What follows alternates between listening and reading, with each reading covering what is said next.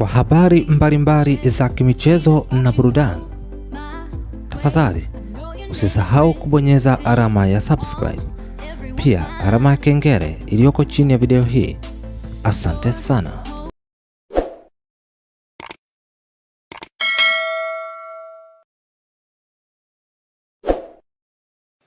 Mambo ni vipi mdau wa soka? Mambo ni vipi mpenzi wa football? Karibu tena katika channel yako bora kabisa ya Usajili TV. Hapa tunakupa mambo mbalimbali yanayohusiana na usajili wa ligi kuu, yani NBC Premier League.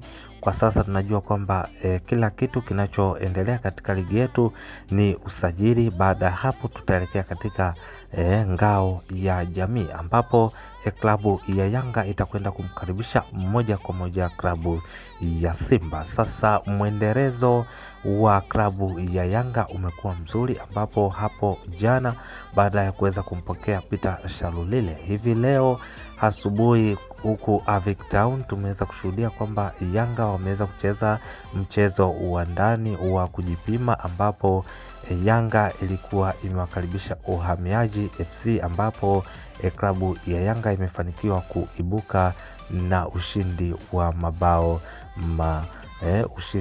mabao matano kwa nunge. Kwa hivyo Shalulile yeye ameweza kujipatia magoli matatu, ameweza kufunga magoli matatu. Kwa hiyo tunaweza kusema kwamba ni mwendelezo mzuri na mwanzo mzuri wa Peter Shalulile katika klabu ya Young African Sport Club.